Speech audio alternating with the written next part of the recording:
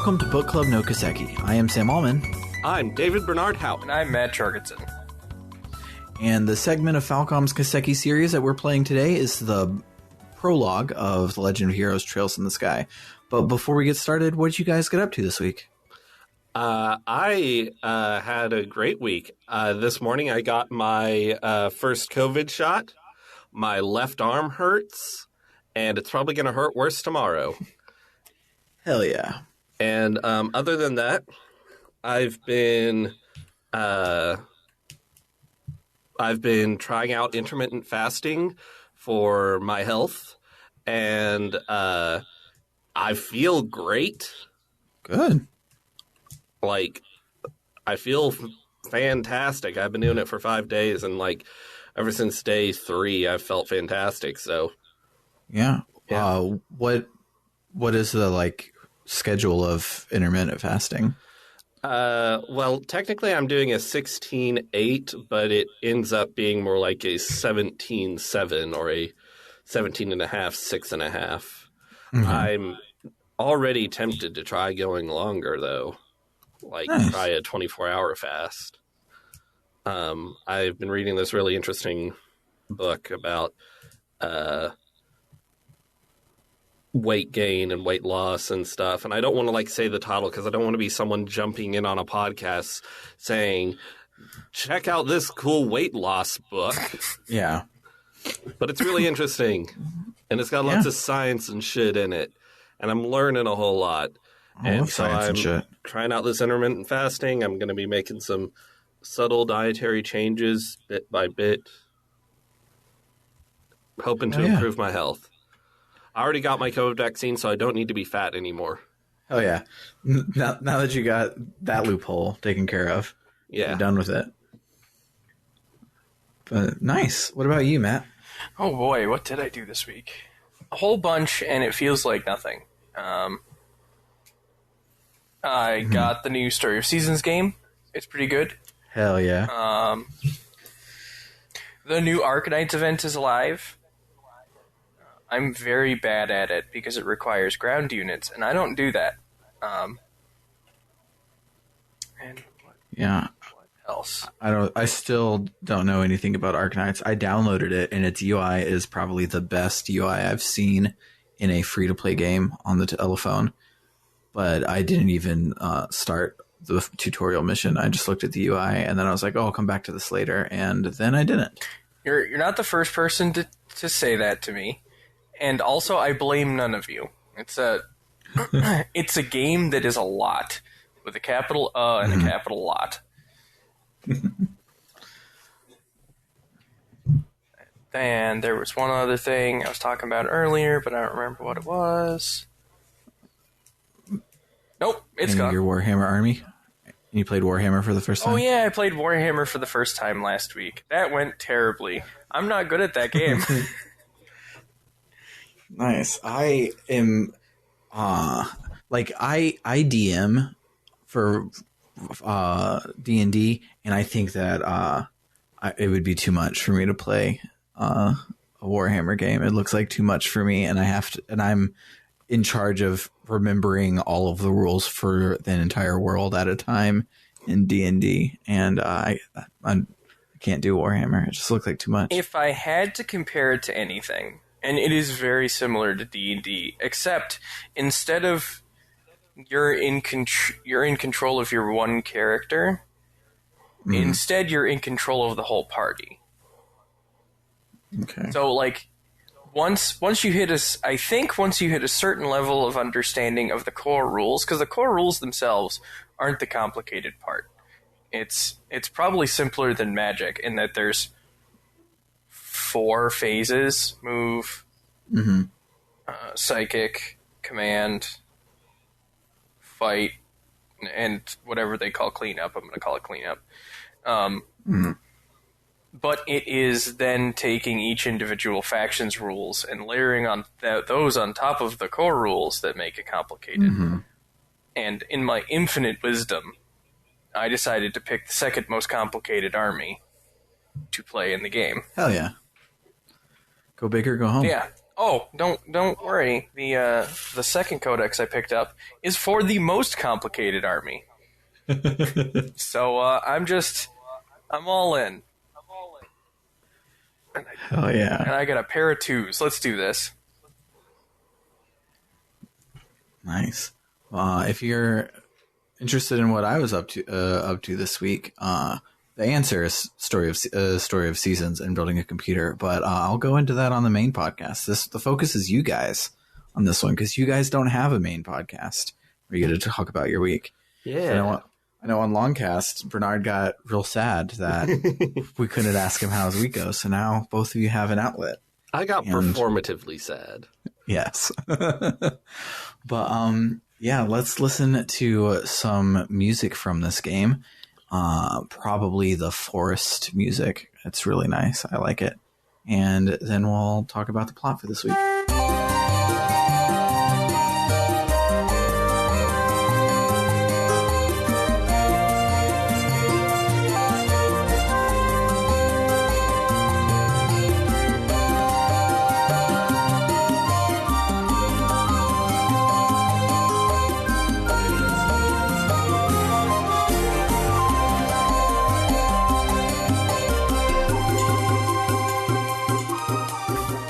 So once the prologue starts, Joshua, Estelle, and Shara are all at the airport wishing Cassius off, and they banter a lot. Cassius is sorry for shirking his responsibilities, but everyone understands. He boards his boat, and Estelle is a little sad that her dad is leaving. So to cheer up, we decide to jump right in and see what jobs we have at the Bracer Guild. The first one is disposing of some monsters attacking our childhood friend Tio's family farm. The monsters have been eating their crops and only come out at night, so we spend the evening with them. It's really chill. After dinner, Estelle and Tio kiki about boys, and Tio mentions how amazing Joshua is and how he's popular with all of the girls, and Estelle has no clue about that. And then Tio mentions how Joshua keeps turning down girls left and right because he's probably sweet on someone, and Estelle is like, OMG who? And Tio is like, Jesus Christ, I was trying to like drop a hint for you, you dumbass. So Joshua calls and says that it's time to go and fight the monsters. And so Estelle tries to ask him who he's sweet on by asking if he has any secrets. But as we established last week, Joshua is a man of many secrets. So he dodges the question, and their love once again passes like ships in the night. And they both don't realize how much they love each other. This is a recurring theme for this game. This is where I'm going to jump in and say, this is the episode reminder that they're not actually related. Yes. For the actual monster killing bit, it's just checking everywhere and then killing the monster at the end of your investigation. When it's all said and done, you have all the monsters caught, and Joshua asks Estelle if she's going to kill them, and Estelle convinces not to. She says that they've learned the reason, so there doesn't need to be bloodshed because the monsters are probably afraid of getting the ass beat again. But Joshua is like really, really mad that he doesn't get to kill them, but eventually does let it go. Afterwards, go ahead. The people who hired them are also like, yeah, we can let them go. That's fine. And Joshua's like, ugh, but my people must. But I need to kill something. But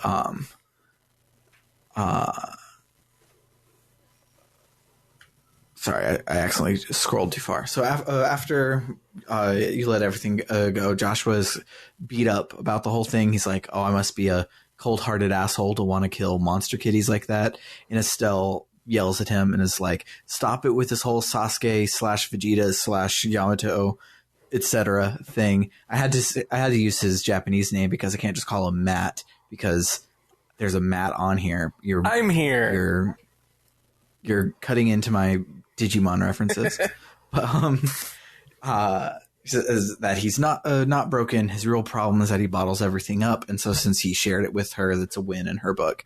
And it's real cute. It's a lot like the scene from last week where Estelle was down and Joshua cheers them up. They're definitely each other's confidants, and I like it a lot. The next job that we get is from the mayor. He says that they found some really valuable septium in the mine, and he wants us to go and get it from the miners so we can bring it back to him. So we do that. In the mine, they find a monster nest, so we have to save the miners by fighting some mobs, but there's not a whole lot going on with this quest.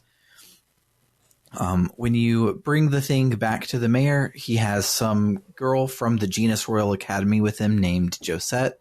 She speaks all hoity-toity and says that she's there to study cultural assets. So the mayor is like, Estelle, Joshua, show this person who didn't pass a background check this incredibly rare jewel. I'm sure nothing bad will happen. And he then, after she's like drooling at the mouth for seeing the rare septium, he locks it up tight in his safe.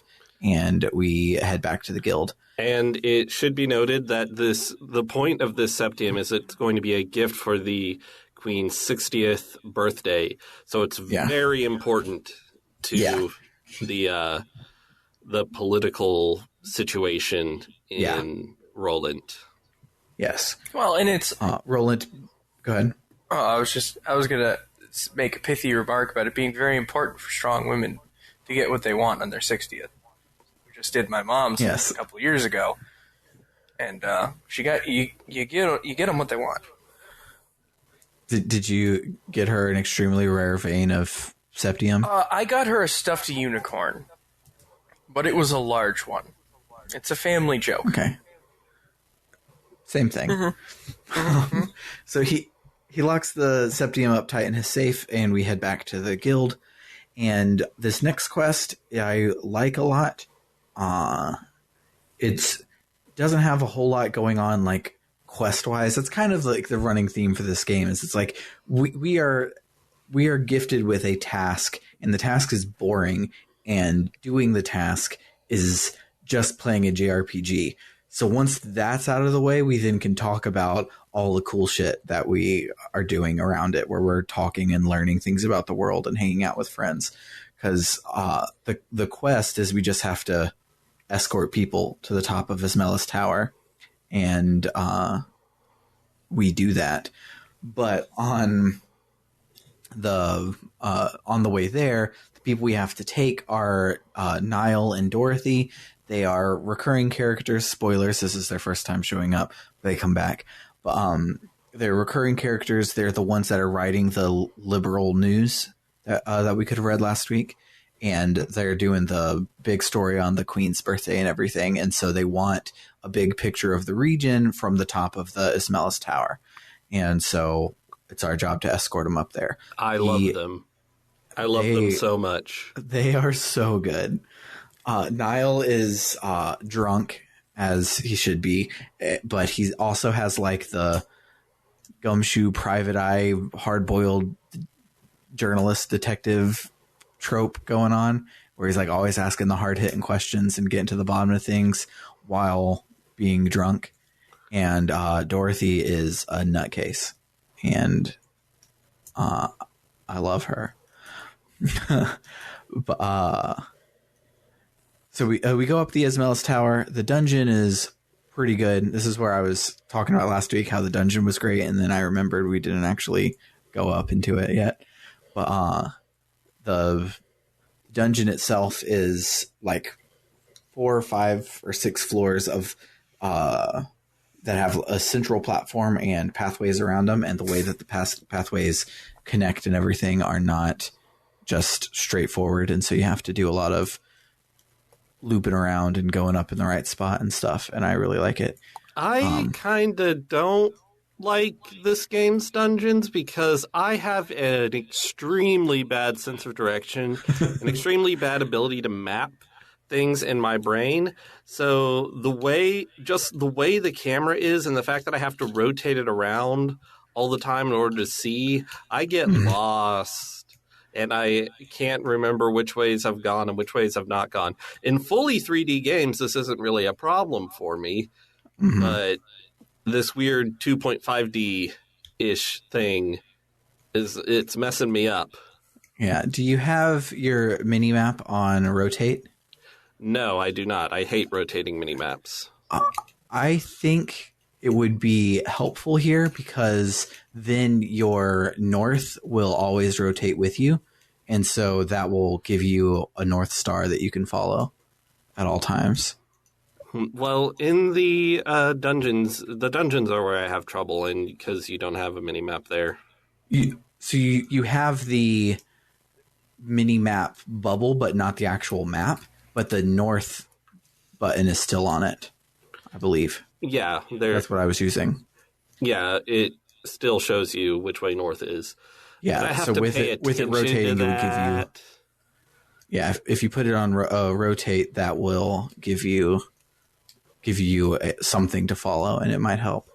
You can turn it back off when you leave to a place with an actual mini map, and just use it as a compass inside the dungeons. I mean, it still works as a compass inside the dungeons, even when it's not on rotate. It just, I don't know. I'll have to see if I can get used to using that. Yeah, because if you put it on a rotating mini map, then when you rotate your camera, it'll tell you like relatively where you were going at each time. With it not rotating, it's always at the top, and you just see where your body was, and that's not as exact, but might be worth a shot. Anywho, at the tippity top of the tower, there is a suspicious someone there. He is Professor Alba, who's researching ancient cultures. He's looking for information about the Septillions, which are ancient treasures handed down by the gods to the ancient civilization of the region before it collapsed. He thinks that one of the Septillions, called the I believe it's pronounced Areola, is in Liberal somewhere, and he's trying to find it. There are some weird words in this game. Yeah, I'm proud of myself that the word that got me was not areola; it was septillion. Like that's a silly name. That's a cartoon name for, I don't know. Well, septillion is a non-cartoon name for the seventh power past billion or past million. Okay, listen. So math is a construct. Looking for the Septericor. Yes, Septeric.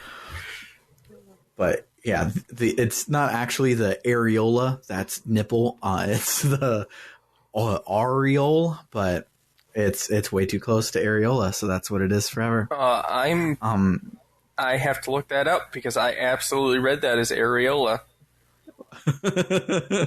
It's not that exactly. It's not exactly areola. But we get a cool Legend of Dragoon hangout and chill portion where you just get to talk to everybody and see what's going on. And none of them are that important. Niall mentions rumors of sky pirates in the region. And Joshua says that as soon as he got to the roof, he started feeling really sick, and he doesn't understand why. So after Dorothy gets her pictures, we make our way back to the guild to report, and Shara is there. The mayor runs in and says that there's been a burglary at his house. He had stepped out for a few minutes, came back, and his office was ransacked, and his family was tied up in the attic. So we head there, and the safe has been busted open, and the septium is, of course, missing. Shara goes to grill the witnesses, and we are sent to gather the evidence. This is a pixel hunting scene that, even though I've done it, I think this is my third or fourth time doing it, I still couldn't remember all of the pixels I had to hunt. But you click on everything, and you eventually find that someone came in from the balcony, locked the family in the attic where they dropped a leaf, and they used some sort of powder to crack the safe code, and none of the other valuables in the room were actually taken. So it was ransacked to cover the fact that they were just there to grab the septium. Joshua suddenly goes fucking Sherlock Holmes on the safe. It's wild. Yeah. He's like, well, clearly they used a fine powder, and if the powder were applied at this point and you touched it like this and this happened and you would be able to... I'm like, whoa, the fuck, slow the fuck down. Yeah, You're 16. I was, when I was playing this, I was like, shouldn't we find... we're teenagers. Shouldn't we find somebody who's maybe done this before? I was like, oh. Yeah, this is literally our first day on the job. We're junior bracers. We can do this. This is our first day. But we have Joshua. The magic does everything. He's the super high school level detective. He's Yes. the sonic screwdriver of party members. Yeah. So we tell Cher what we found and our conclusion that it was definitely Josette who took the septium. So we head off to find her. If you had investigated earlier, you knew that she was at the hotel. Otherwise, it just comes up in dialogue that she was at the hotel. But when you go there, she's gone, and you talk to the front desk, and he's like, oh, she said she had to go and catch her flight. So you head to the airport, and the guy's like, oh, she's never been here. And Estelle's like, wait, the leaf we found is from the trees in the Mistwald Forest down south. So she probably has like a base there or something. And so we head off down there. And the forest dungeon is really big compared to everything else we've done so far. It doesn't give you a map. I got really lost, but it's not terribly hard. I did the thing where like you take only right-hand turns and eventually you'll get to the end. Like that's how I do JRPG dungeons all the time, except I missed one of the turns. So I kept taking right-hand turns until I left out the entrance. And I was so confused because I had accidentally just skipped one. But at the back of the dungeon, we see Josette cohorting with some bandits, and suddenly her hoity-toity accent is completely gone. And she's bragging about how she stole the septium from those stupid, idiot, ugly bracers and was laughing her ass off about it. So Estelle, of course, takes offense and charges in to fight them. And Josette reveals that she is part of the Capua family, and we get a boss fight. I had been saving my CP because the mobs have been trivial, so I've just been holding down the speed and attack button to just tear through the fights. So then my CP was maximum, so I just hit her with 3 limit breaks and killed her as soon as the battle started. But how was the fight for you guys? Pretty much the same. Yeah. Yeah. It's I mean, I didn't find the mobs trivial. I actually had some hard times this week, but I didn't find this boss particularly tough. I don't know if it's something in the evolution version or if I'm playing on like baby difficulty or the DLCs, which just give you like gold and Sepith and stuff. Like maybe your stats are tied more to your quartz than I thought or something. But every mob has only hit like 1 or 0 HP off of me until I get to a boss fight, or I stumble upon the monster in a box. It's like it one shot my entire party. And the evolution version doesn't have the thing that you guys does, where it makes it easier every time you die, so that you can't get stuck in the bottom of a dungeon. So I just had to hopefully survive long enough for someone to run away from that fight. But other than that, I was barely taking any damage the whole week. See, mods for me were doing like 35 damage on a good day. So, yeah. I was having a harder time. Yeah, definitely. I think I was taking in the 10 to 15 damage range. But there's an interesting thing, and I'm going to try really hard for this not to be a spoiler. But considering the last Kiseki game I played was Trails of Cold Steel 3, the combat systems are very iterative. So, like, in my brain, in my head, I found myself just, oh, okay, I need to do this, and this, and this, and this, and this, and this, and this. And this game, being the first game in a series, has just been, baby's first telephone. Yeah. I hit the buttons, and the sound happens, and then I'm done. Yeah, the evolution version, it makes a lot of changes to the basic battle system, which I really like. But I don't like it enough to recommend it over the other. It's not like like for Persona 4, it's like, no, don't play the PS2 version. You have to find a Vita to play it. It's not the same level here. I still think that the PC version is a little bit better, but some of the things they add is like everyone's special move has a buff or debuff attached to it.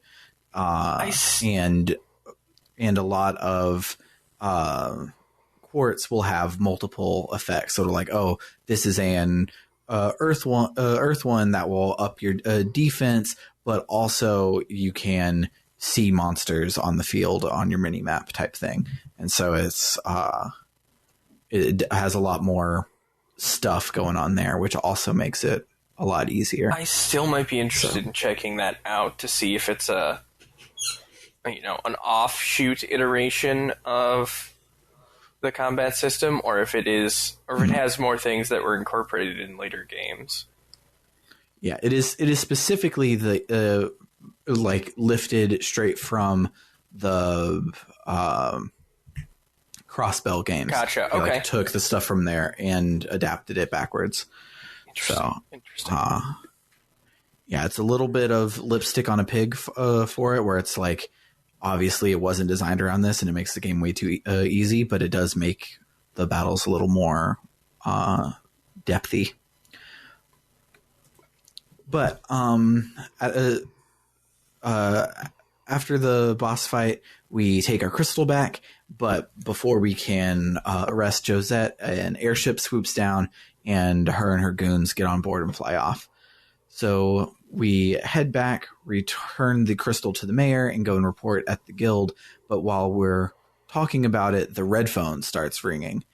It's Aina goes to answer it, and it's the guild in the neighboring region of Bose who report that an airliner called the Lind, those words got all smushed together, the Airlander, has gone missing, and worse, Cassius Bright was on board, and so now he is a missing person. And my notes literally say dun dun dun, which is hilarious. It's very nearly the case that they're like, I sure hope Dad is okay, and then the call comes in saying he's missing. It's almost to that level. Well, see, here's the thing. In the great JRPG canon, you know something was going to happen to him because he's a good dad. Yeah. Mm-hmm.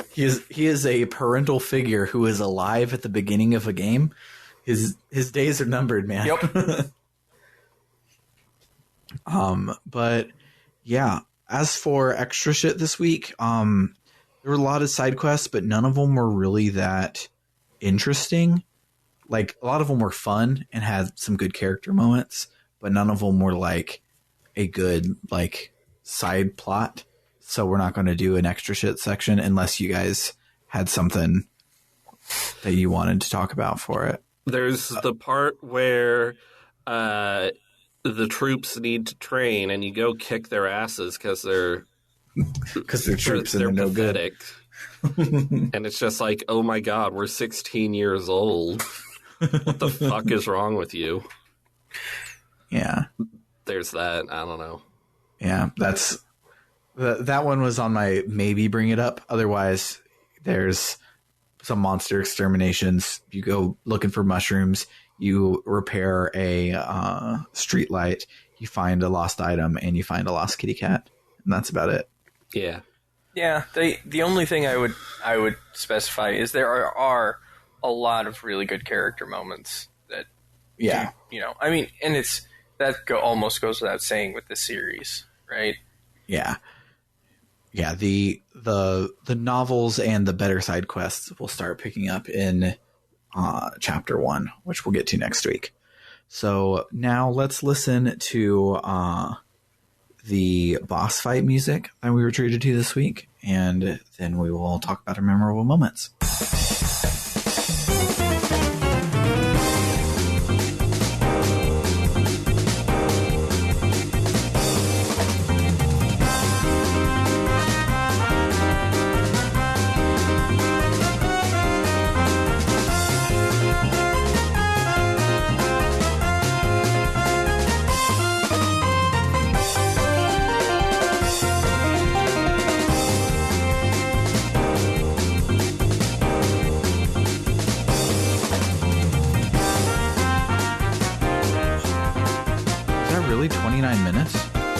zooming.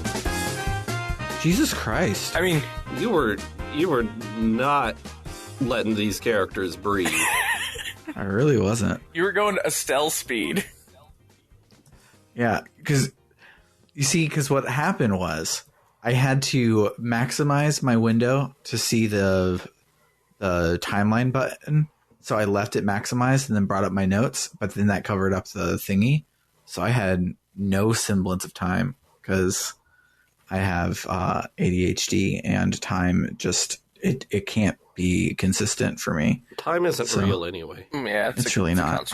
I felt like I was taking forever and covering too much shit. So I mean, to be fair, there other than like specific character moments and very small specific character moments, I don't think there was a whole lot in this section to really, put under the microscope. yeah. We're still just sort of getting to know everyone. Yeah. Well, I'll add in more shit next time because I was like summing up character moments because I figured we wouldn't have enough time. But yeah, now that I'm looking at it, this was 3 pages of notes. It's barely anything. That's less than last week. Yeah. So, whoopsies. Anyways, I guess we'll start doing our mid-moms now. Yeah. Maybe I should pull up the Let's Play and pick more because there are a lot of good bits. I have one right away that I absolutely loved because I had to do it twice. All right, go for it. Because I accidentally disconnected. Anyway, in the mine, you have the option to ride the mine cart or not ride the mine cart. Completely unnecessary. It doesn't really change anything. Wait, you cannot ride the minecart? You can walk? I'm pretty sure. It says ride the minecart, don't ride the minecart. I thought don't ride the minecart would just be like, okay, you stay here. Yeah. Oh, okay. Maybe that is how it is. It looked to me in the screen like you could just walk past it. I thought there was a little fence, at least in my version. There might have At the been. minecart, there's a fence, but I think there is a platform later that you can walk past, but I didn't even try to ride that platform. Oh, yeah. So Because why would you not ride the minecart? Right? Yeah. That's awesome. I'm always a huge fan of dumb minecart scenes in every piece of medium because they're always unnecessary and absolutely not how minecarts work. Oh yeah, I was thinking that too while I was in the mines. I was like, yeah, I feel that real mines are probably scary and boring and are not people just zooming around on minecarts all the time. But yet Donkey Kong and Zelda and this game all make me think. Oh, and Dragon Quest V even. There's just a lot of good minecart content. And Super Mario RPG. Now that you are in the Badger State, you will have the opportunity to see many a mine, because that is why, fun fact, that is why we're called the Badger State. Because we had lots of mines, and, alright, this is going to be your mining information for the week. go for it. The peak of technology for when our state was being established was either what is called a bell mine, where they would just dig straight down and then make kind of a beaker shape, right? Where they would just mine out in a ball back up to the ground. And as they would wheel people up, because they'd use these great big winches with these giant buckets full of ore, they'd come out and the helmets would protect your eyes from the dust, but not the rest of your face, and you would look like a badger. There's actual pictures of it in a town not too far from where I grew up of, 4 or 5 guys hanging onto this edge of the bucket, and they all look like an actual badger. Thus the Badger State. Cute. I thought it was the fact that there were badgers everywhere. Go ahead. I was going to say, there are not as many badgers as you think. Okay. I did not know that Wisconsin was called the Badger State. And when you said to Sam, now that you're in the Badger State, my mind processed it as state of being, as if Sam is badger pilled or something. Yeah. You're slowly becoming the Badger. Yeah. Aang enters the Avatar state. I enter the Badger state. You lose a neck, but you get really long claws. It's a trade-off. Yeah, and then I just don't give a fuck. But if you actually look at our state flag, the two people standing on it are both minors. Oh. I have not looked at our state flag because every state flag except for Texas sucks. You're not wrong. You're absolutely not wrong. Speaking of minors, I have a memorable moment. Hell yeah. So you know how the main characters in this game are minors? This moment was memorable, not in a good way. Shara sure does suddenly reveal a new aspect of her personality, which is that she's extremely horny, and she's extremely horny for her 16-year-old student. And it's fucked up. I remember the first time getting there where I just read it as like she's just horny all the time for everyone. Like that feels like an anime trope, but I didn't internalize that these were 16-year-olds. Yeah. And she's their mentor. Yeah. But it's sort of weird how she was introduced in the pre-prologue, and there was no hint of her being horny, but now suddenly she's in the real prologue, and she's like fighting with a whip, and when you do her special, she says, "Someone's been naughty," and when you win the battle, she blows a kiss, and I'm like, wow, I didn't realize this character's thing was being horny. That's right. Yeah.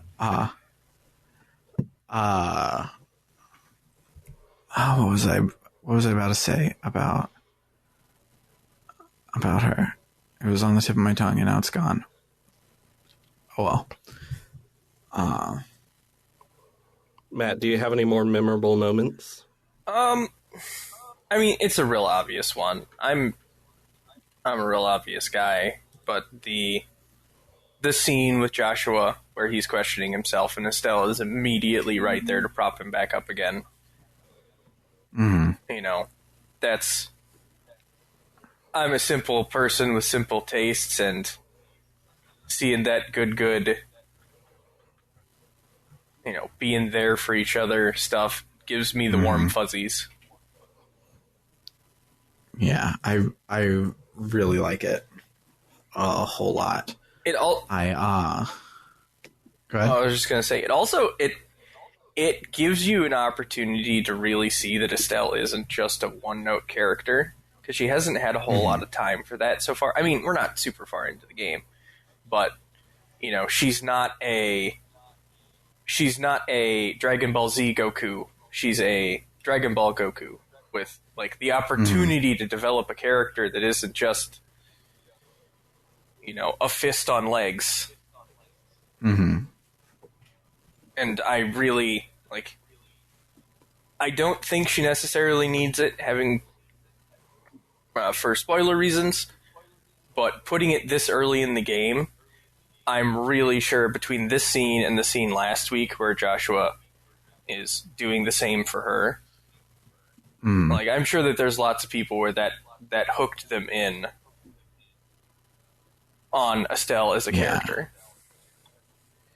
Yeah, this prologue does a really good job of like making you understand that this isn't going to be your normal ass JRPG. It's going to be a hanging out and like character study on all of these characters, and it definitely lets you know that it's going to be something unique and it does a good job of fooling you at the beginning. You know, right? They introduce you to Estelle, headstrong protagonist. Joshua, counter... Sasuke. Yeah, Sasuke. Sad boy, dad, horny teacher lady. Let's go. we've seen this before, right? Mm-hmm. And then it immediately takes that whole shelf and pushes it over. Mm-hmm. And it's so good. Yeah, I really, really like it. Let's see. So a couple that I had is so after Estelle's pep talk to Joshua, she says something about how he's sharing his feelings, and so it's a win in his book. And he says, "I don't know what your point is, but I'm amazed that you could just stand there and say something as embarrassing as that with a straight face." And her response is, "Well, I got a whole lot more of that where that came from." And I forgot about like that. her. That's so good. yeah, she's like, I love the portrait that they use when she says things like that. It's just sort of like a smug smile. It's really good. The portrait work is phenomenal. It's really good in the evolution version as well. They redid all of the portraits, and I don't know which ones I like more. The evolution version is way more anime, but they're just so expressive. Normally, your portraits either don't ever move at all, or they have like regular and yelling. This one has smug, shocked, surprised, happy, sad, angry, slightly perturbed. Like it's a whole gamut of emotions, and I love it. Do you mind if I expand a little bit on that? Because it's not just our main cast either, which I love. Mm-hmm. It's like, I don't know if you paid attention to the mayor's sprite work, but it's really good too. And like, I don't even remember your name. It's Klaus. I should remember that. I had an uncle named Klaus, or a great uncle named something, but I won't. He's the mayor. Yeah. But like, even just the flyaways that change direction when he's like happy or sad or regular, which is also sad looking. Anyway, I just wanted to mention that it's not just the main cast, and that's really cool too. Yeah. Another one that I really liked is on the streetlight quest. You get it from the guy at the ornament shop, and he's like, "Hey, this is the password. Go in the combination to get inside and fix it. You have to do that." And Estelle's like, "I don't know if I can remember it." And so you get out there, and Josh was like, "Okay, well, since the light is out, the monsters are coming. So one of us needs to fend off the monsters. The other one put in the password, and you can choose who does what.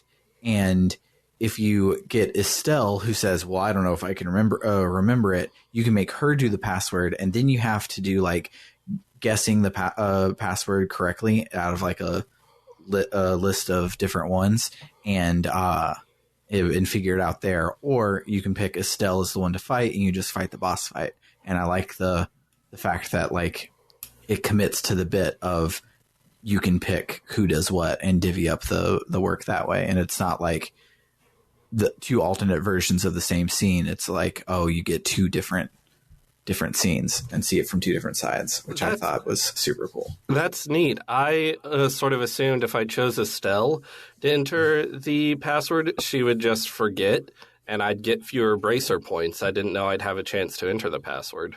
Yeah, you do, and it's pretty cool. Which I think it's 544818.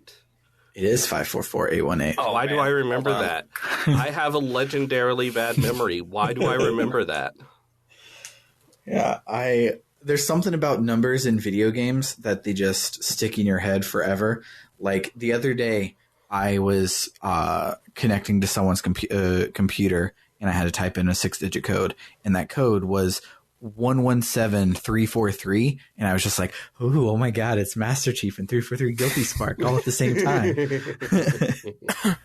And it's like I can't not think of all these things when I see numbers in the wild. Another all-time great memorable moment is in this week.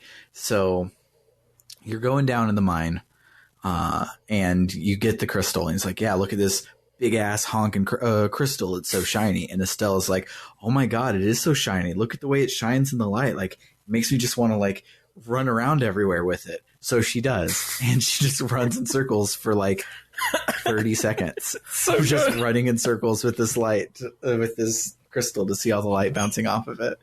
And it's so great. And afterwards she's like, sorry, don't know what came over me. It was just really pretty. And Josh was like, don't worry, I won't tell anybody. And then the moment you get back, and he's like, oh, this was a gift for the queen. He was like, oh, well, Estelle, you probably should have been running around like a madman with the thing earlier. She's like, God, I told you not to tell anybody. That's so good.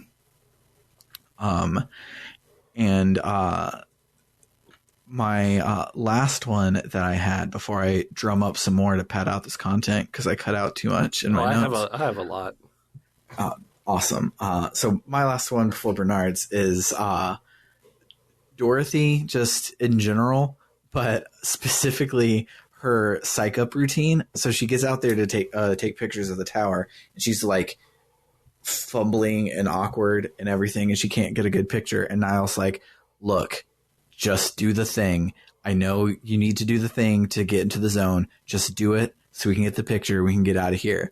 And Josh and Estelle are like, what? And so then she's like, all right, Esmeralda's Tower, you sexy beast, you're a tiger. And she just starts like doing all the cliche model cameraman lines to the fucking tower and jumping everywhere, taking all the pictures. It's phenomenal. She's great. Love her. Yes. My last two notes in my memorable moments are in my memorable moments note thing on my phone are Dorothy, I love her, and Niall, I love him. Yeah. I like how Niall is in his, we don't know exactly how old he is, but he's in his 20s, but he's the sort of 20-something who already has no idea what a teenager is. Mm-hmm. And I like that. I think when I was a teenager or 20 or 21, I thought that was weird. But by the time I was 26, I'm like, no, I get it. Yeah. What the fuck are teenagers? Yes. So another one, the farm is so fucking idyllic. It's so nice. It's so pretty. The music is so good. Yeah. And the music that plays when it's nighttime is amazing. Mm-hmm. And the farm music, the name of it on the OST is a cat relaxing in the sun, which is a perfect name for that track. It's nice. So nice. And then my last note here is the Mulga mine music is fucking buck wild. Mm-hmm. It really is. It's so much music for just going to this fucking mine. You can really tell this is the same company that made Ys. Yeah, I was about to say, this is the Falcom JDK. They can't just put in an ambient sound effect. It has to be fucking extra. Yeah. Always on 11. Absolutely. I guess another weird thing that happens is when Dorothy, who I love, is getting ready to take the shot and she's being all serious, she falls asleep, which is hilarious. And then Niall goes up and hits her or pinches her or something to wake her up, and she's like, "Oh my god, that really hurt." And I'm like, "You are her coworker and her superior at work. You're not supposed to do that." This is not a professional work environment, guys. Not at all. but I still love them. Me too. I actually, we talk about how this game's state changes so much. I actually popped into the Orbment Factory a bit before she was introduced, and I went and talked to her because I just saw some cute characters standing there. And to my surprise, she had a portrait, and she was just saying, like, oh, this is so cute, and not talking to Estelle and Joshua. And then her portrait was so cute, I was so excited to actually meet her later on. And I'm glad I didn't have to wait long. And then it turns out the cute thing she was looking at, she broke, so Niall had to pay for it. I love that moment in JRPGs where you go and you talk to some random NPC and they have a face and you're like, oh, you're going to be important later. I'm going to remember where you are. But I've got one more, but it's dumb because it's just another chest line. Go for it. The only picture I took from last week, you open the empty chest and stare inside. The chest stares back accusingly. It's so extra. I love it. But Why did they do this with the chests? It's so much. It's so much. There's so many chests in this game. There's one. Go ahead. I am honestly surprised this game doesn't have party chat just because of how ridiculous it is. Yeah. I feel it doesn't need it because it just makes the party chat the text. Yeah. And it's just everywhere. But another chest message in the top of Ismelis Tower, you can find a potluck in a shell cooking item. And so you can unlock it a little early if you go up there. And if you look at the empty chest, it's like you might want to sit and think about how long that potluck has been in this chest before you eat it. And it's so good. I love all the garbage in this game. There's just so much garbage in this game. I have immediately forgotten the excitement of finding an item in a chest. And it has been replaced with, okay, but what does it say after I get this garbage? Yeah, you're like, whoop-de-doo, Ultima weapon. I don't care. What's in the box? What's in the bottom of the box? Well, you see at the bottom of the box is a piece of string, but if you pull the string, it reveals a secret compartment where there's pictures of SpongeBob at the Christmas party. Isn't it weird? Like, I'm not usually a wanna feel old or I still think the 90s were 5 years ago guy, but isn't it weird how when you reference classic SpongeBob, you're referencing something that's about 2 decades old? Yeah, it's nuts. Anyway. Yep. Yeah. We, What's Oh, no, go ahead. I was just going to go on a SpongeBob tangent because so this week Summer was like, I want to binge a reality show, and so I want to binge Teen Mom, and so we looked and it was on Paramount Plus. So we resubscribed to it, and we were going to like knock out our Star Trek and stuff while we were there, but it ended up not working, and so we're pirating it because Paramount Plus sucks. But we noticed that because their big push is like, oh, this is all of the Viacom channels all under one thing. And normally that would be a big win if they did it the way that HBO or Netflix or Hulu or anybody is doing it, where you get it like the next day. But no, it's all the Viacom stuff, but like 4 seasons out of date. It's like you have, like for Teen Mom, you had seasons 1 through 6, and they're on season 13 right now. So it's like what do you do for 7 fucking seasons? Like, these moms aren't even teens anymore. Yeah, it's like it's so dumb. And SpongeBob was the same way, where they only had 13 out of 17 seasons of SpongeBob, and it's like, come on, like why not just give you everything the next day? It's like, it's not, it feels like it's not adding any value by adding in this old stuff, because it's not like, oh, this is now the destination to go to SpongeBob. It's like, no, you still have to go to the airwaves to get current SpongeBob. But I also have a That was SpongeBob it. tangent, go but for it it. is another one of those, oh god, I feel so old moments. I have, let's see. My twin nephews are just approximately teenagers now. And one of them,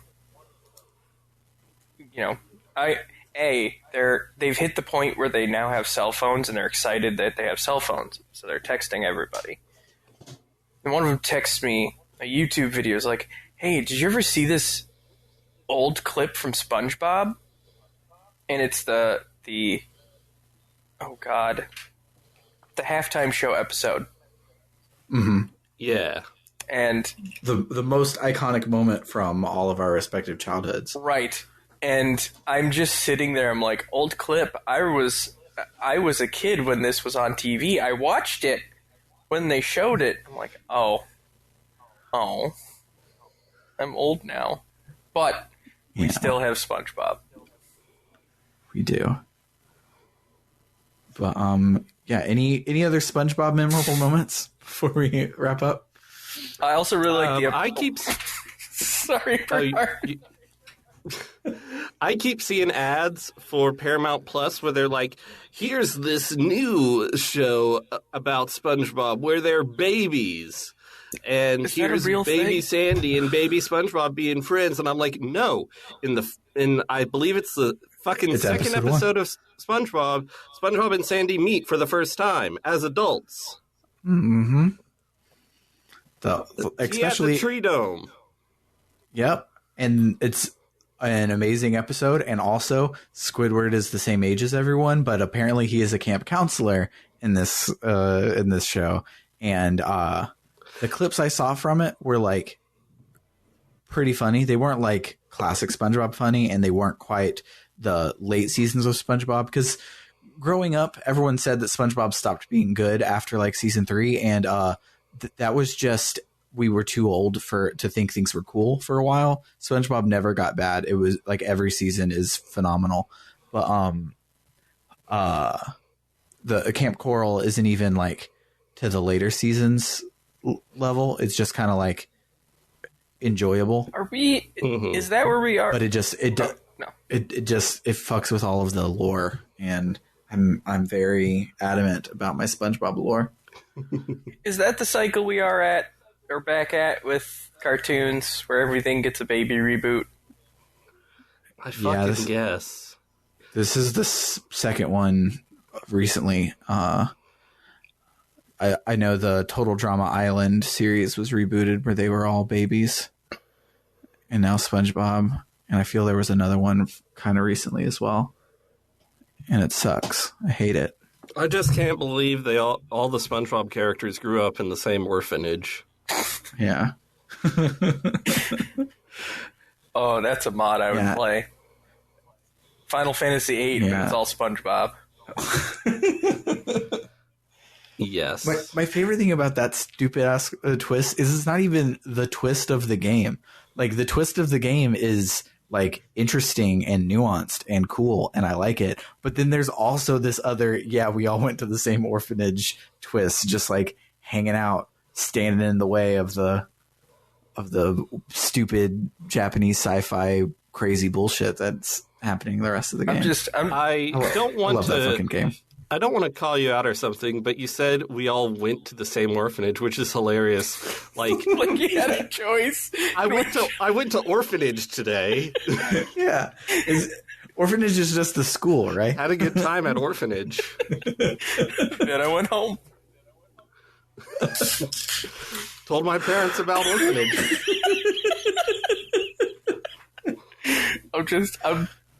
I'm still stuck on Final Fantasy VIII SpongeBob. Instead of Squall saying whatever, it's just SpongeBob doing his dumb arm dance. And, oh god, what's his name would be Patrick, and he would be the best. Zek. It's not Zidane. No. But it's the Z guy. He's the Ryuji of Final Fantasy the face tattoo. Yeah. Hold on. No, okay, no, here it is. I think just given his personality and everything, Squall would actually be Squidward, and then Cypher would be Squilliam. Yes. I mean, you're not wrong, but also I was kind of imagining what's her name being Squidward. I have Quistis? not Quistis, the love interest. Renoa. No. Yes. Why would she not be Sandy Cheeks? I think Sandy would be the cowboy, the sniper. Yeah. What's his name? Irving? Definitely. Yes. Sandy is clearly the cowboy. That's why. The guy who wears the cowboy hat. That's Sandy. It's true. And then, see, it's all coming for a full circle when all the Laguna portions can just be the Camp Coral timeline. There we go. But I'm going to go ahead and call it for this episode. we managed to reach an hour, if only just. Yeah. So, if you liked this episode, good for you. But the series, it couldn't happen without the support of our Ko-Fi backers. So thanks to everyone who's been supporting us. If you're listening to this in the after times when it's on the main podcast feed, you can come join us over at www.rpgbook.club, where there's a lot more episodes waiting for you, and you can start getting them a month before everybody else. Next week, we will be playing all of Chapter 1. Cutting it up into 2 pieces made it more manageable gameplay time, but not episode time. So if this starts becoming bi-weekly because of that, that'll be fine. But we'll be playing Chapter 1 for the next time you hear us. If for some reason it is actually too long, we'll break it up. We're basically just going to play some and then we'll talk about it, but we're shooting for all of Chapter 1. But for Book Club no Kiseki, I've been Sam Allman. I have been and will continue to be David Bernard Houck. Matt, did we lose you? I guess we did. What? We were saying our names. Just say your name. Matt Jorgensen. Adios, amigos.